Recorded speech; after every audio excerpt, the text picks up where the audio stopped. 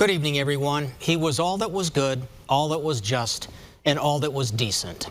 Law enforcement, fire, soldiers, first responders, and the community celebrated the life of 23-year-old police officer Jake Wallin today. And for the first time, we hear from the two Fargo police officers who were critically wounded in those shootings, Andrew Dotis and Tyler Hawes. And we also hear from Zach Robinson, the officer who risked it all to take down the shooter on July 14th during a police ambush after a traffic crash on 25th Street South. WDAY News reporter Kevin Wallin joins us live from 25th Street tonight with more. Kevin? Well, Dana and Kirsten, those wounded police officers still hospitalized at Sanford spoke of a community that has wrapped itself around them all. And they also talked of their hero, Jake Wallin. Speaking from their hospital beds, Fargo police officers Andrew Dotis and Tyler Hawes first spoke of the town they call home. And I would say when I came up here, there was something very different about this community, and I could feel it right away. And it's incidents like we had a couple weeks ago where you start to realize where the community really steps up. And to all those who put out blue light bulbs, lined the streets in the early hours, and laid flowers, nothing but gratefulness. To the community, I really do want to say thank you for everything that everybody has done for us. And to Fargo's hero, Jake Wallin, an emotional tribute. I'm grateful that it sucks. I hate that he had to make the sacrifice, but he saved my life that day, and I'll always be grateful that he went down fighting. He went down the man that we knew him as, and every day is a gift because of that for me now. Jake had been on the force only 3 months, but what he left behind sure made an impact on people.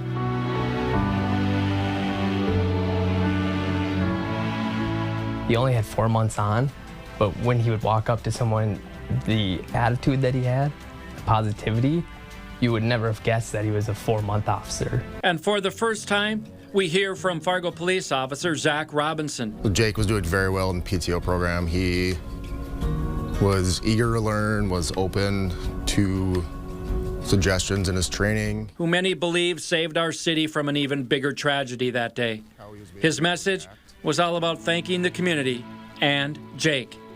Robinson's message to Jake's family: Just thank you for raising such a good son. And these Fargo police officers, still injured, hoping to get home to their families, laid in their hospital beds and talked about commitment to our community. It's a sacrificial job.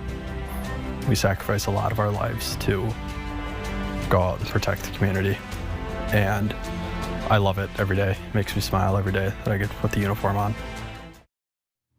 And at this memorial on South 25th Street, a lot of flowers and flags being dropped off. And while we were here in the last 5 minutes, a sign that simply says, thank you. Reporting live in South Fargo, Kevin Wallin, WDAY News. We also today heard for the first time from Jake's father, Jeff. He pinned his son's badge to his uniform at his graduation less than 4 months ago. And as he thanked the community, Jeff Wallin says hope may be the most important thing we need right now. WDAY News reporter Nick Broadway joins us live with Jeff Wallin's message to Fargo and how the family is remembering Jake. Nick. Dana, Kirsten, to a crowd of thousands inside a packed Shields Arena, Jeff Wallin gave us a window into Jake's decision to join law enforcement. He also spoke with the crowd about Wallin's values as a person and to take pride in your community. Greeted with thunderous applause, Jeff started by saying when Jake was a senior, he wasn't sure what he wanted to do after graduating. He later said he wanted to join the military, prompting his parents to ask, "Are you sure?" Jake persisted. That is what he wanted to do. And 2 weeks before his 18th birthday, we signed for him to join. He says Jake volunteered to go to several places while deployed, and to this day, his parents still don't know all of them. Jake returned home, deciding to start his career in law enforcement. Just like the reserves, we were concerned with his safety, and once again, he insisted, "This is what I want to do."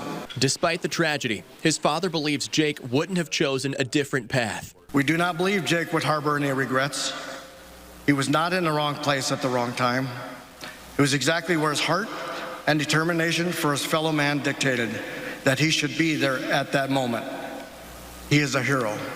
It's easy to forget the extent of compassion that exists in the world following such an inexplicable tragedy. It afterwards affords opportunity to move forward with possibly the most crucial thing we need, hope.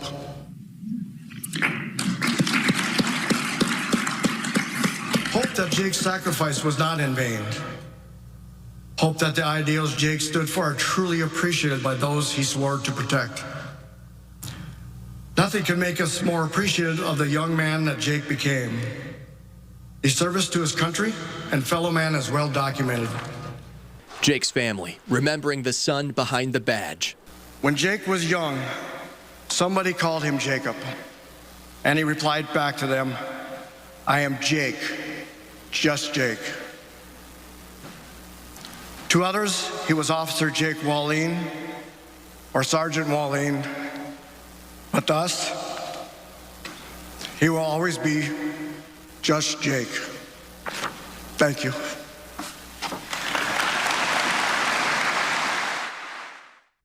Jeff says the family is overwhelmed by the support from our region, still going through cards sent by total strangers. Wallin's father asks children to follow their dreams and parents to support their children, even if the dreams do not align with theirs. Reporting live, Nick Broadway, WDAY News.